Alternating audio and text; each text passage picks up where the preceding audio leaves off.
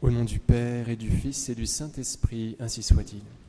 Les rois mages offrent, comme on le sait bien, l'or, l'encens et la myrrhe. L'or signifie qu'ils reconnaissent que Jésus est roi, c'est le métal le plus précieux.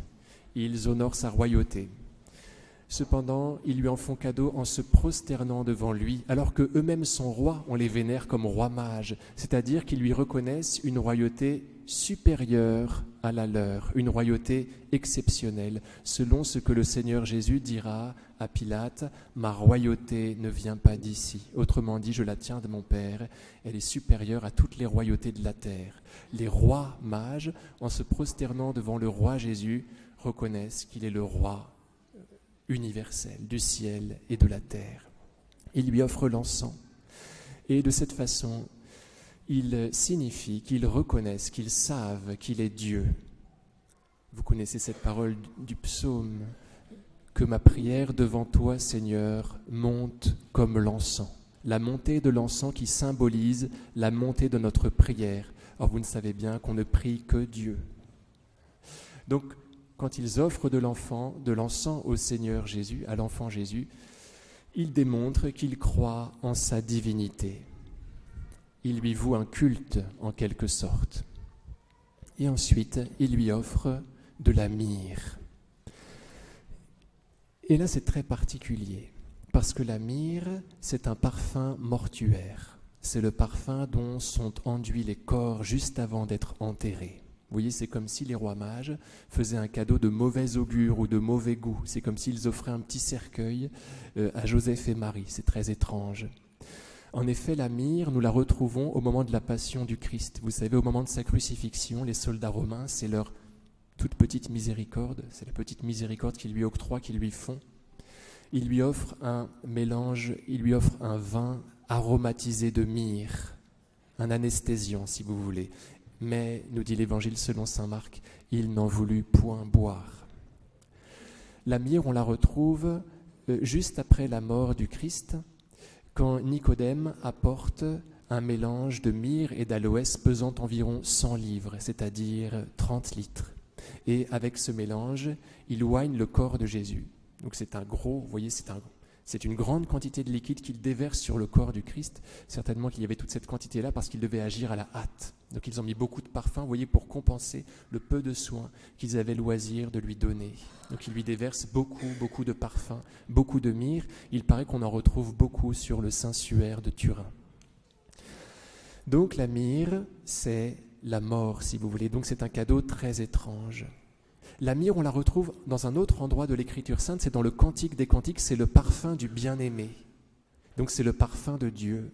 La bien-aimée chante son bien-aimé, elle le vante d'avoir des sachets de myrrhe sur lui. Mon bien-aimé, dit-elle, est contre moi comme un sachet de myrrhe. On ne sait pas trop ce que cela signifie. Mais vous voyez, si on fait la jonction avec ce que je viens de dire, à savoir que la myrrhe est parfum mortuaire, on peut dire que Jésus s'apprête à offrir sa vie, à mourir par amour, puisque c'est le parfum du bien-aimé. Et donc que cette mort est une mort d'amour. Les mages font savoir à Joseph et à Marie qu'ils connaissent Jésus, qu'ils savent très bien qui il est, qu'il est roi, qu'il est Dieu et qu'il est homme capable de mourir. Ils vénèrent son sang, son sacrifice d'amour, en quelque sorte. Et on pourrait dire finalement que le principal cadeau qu'ils font au Christ, c'est le cadeau de le connaître. C'est le cadeau de bien savoir qui il est. C'est le cadeau d'être ses intimes. Voilà ce qui fait plaisir à Jésus, par-dessus tout, par-dessus bien sûr ces cadeaux matériels qui lui sont faits. C'est qu'ils signifient ces cadeaux, que ceux qui les font connaissent bien Jésus. Voilà ce que Jésus aime, voilà ce que Jésus apprécie dans ces cadeaux, c'est qu'il signifie qu'il est connu par ceux qui les lui font. Voyez. Jésus veut avant tout être connu par nous, que nous soyons ses intimes. Voilà le cadeau que nous pouvons lui faire. Et si nous voulons œuvrer à la paix du monde, si nous voulons être les serviteurs du prince de la paix, il nous faut le suivre. C'est-à-dire qu'il nous faut être avec lui. Si quelqu'un veut me servir, et donc être rédempteur du monde, dit Jésus dans l'Évangile selon saint Jean, qu'il me suive. Et là où je suis, là aussi sera mon serviteur. Autrement dit, pour le salut du monde, j'ai besoin d'intime. Oui, parce que, comme dit la servante de Dieu Élisabeth Le Sœur, l'âme qui s'élève élève le monde. Et donc si je suis le Christ, si je me fais son intime, eh bien, j'œuvre au salut du monde. Voilà le cadeau que Jésus aimerait qu'on lui fasse, celui de notre intimité d'avec lui. Jésus prend sur lui la mort pour que nous ayons la vie. C'est une petite parenthèse que je fais. Vous avez entendu l'épître. Jérusalem reçoit elle aussi gloire, mais elle ne reçoit pas de myrrhe. Vous voyez, tous ceux de Saba viendront vers toi, Jérusalem, apportant l'or et l'encens. Il n'est pas question de myrrhe, parce que c'est l'époux de Jérusalem, c'est l'époux de l'Église, qui se réserve le rôle de mourir et de souffrir. Et il veut que son épouse soit épargnée de tout cela. Donc il prend ses souffrances sur lui. N'est-ce pas magnifique ? Aujourd'hui encore sévit une hérésie des premiers siècles, le docétisme. Ça vient du mot grec dokein, du verbe dokein, qui signifie paraître. Cette hérésie enseigne donc faussement que le Fils de Dieu n'est pas vraiment devenu homme, qu'il a paru être un homme, qu'il a paru souffrir mais qu'il n'a pas vraiment souffert, qu'il n'a pas vraiment été dans le pétrin comme nous le sommes. Vous voyez, le docétisme, le paraissement. Le Christ a paru souffrir mais ce n'était pas le cas. C'est une hérésie très grave, vous voyez, qui s'inscrit dans les hérésies divinisantes, c'est-à-dire qu'elles font du Fils uniquement, de Jésus, uniquement Dieu. S'inscrit dans ces hérésies, je ne sais pas si ça vous intéressera. Par exemple, l'apollinarisme, c'est comment est-ce qu'on dit Apollinaire de Laodicée, qui disait que Jésus n'était pas vraiment homme. Au niveau du corps, c'était vrai, c'était un homme, mais son âme était uniquement divine, vous voyez. Ça fait partie du docétisme. Il y avait aussi le monophysisme, c'est-à-dire que Jésus est uniquement Dieu. Monophysisme, une seule nature, vous voyez. Il n'est que Dieu, il n'est pas homme. Alors aujourd'hui, le docétisme sévit encore. On croit que le Fils de Dieu est dans les sphères, il est au ciel, et qu'il n'est pas homme. Et alors c'est très grave, c'est une ruse du démon, bien sûr, comme toutes les hérésies, qui veut nous empêcher d'entrer en contact avec Jésus.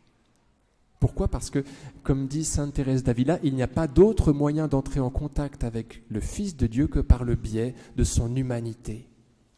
Jésus s'est incarné, il est descendu tout en bas, et pour le rencontrer, il faut rester là où on est, et lui parler très familièrement. La prière, comme dit le saint curé d'Ars, c'est une étonnante familiarité. Le démon, en infusant dans nos âmes le docétisme, nous coupe d'avec Dieu. Il veut nous faire croire que le Fils de Dieu n'est que Dieu, je ne sais pas si on peut dire ça, voilà, et qu'on ne peut pas rentrer en contact avec lui, voyez. L'arianisme, c'est le contraire, c'est-à-dire que Jésus n'est que homme, mais c'est autre chose. Et je dirais que c'est un problème moindre, même si cette hérésie sévit aussi beaucoup aujourd'hui. Le docétisme, vous voyez, on en est tous la proie, parce le diable, en inculquant cette hérésie dans nos âmes, nous fait croire que le Fils de Dieu n'est pas intéressé par nous, qu'il ne connaît pas nos souffrances. Or, il est homme, vrai Dieu et vrai homme, il connaît toutes nos souffrances. D'ailleurs, c'est lui qui souffre à travers nous, et cela est infiniment réconfortant. Comme disait sainte Thérèse d'Avila, l'oraison, c'est un commerce intime d'amitié. Vous voyez la redondance, c'est un commerce intime d'amitié, où l'on s'entretient souvent seul à seul avec celui dont on se sait aimer. Il faut apprendre par cœur ça. L'oraison, c'est un commerce intime d'amitié, où l'on s'entretient souvent seul à seul avec celui dont on se sait aimer. Pour participer au salut du monde, pour œuvrer à la paix du monde, il faut être les intimes du Christ et donc lui parler très simplement, très familièrement. Au nom du Père et du Fils et du Saint-Esprit, ainsi soit-il.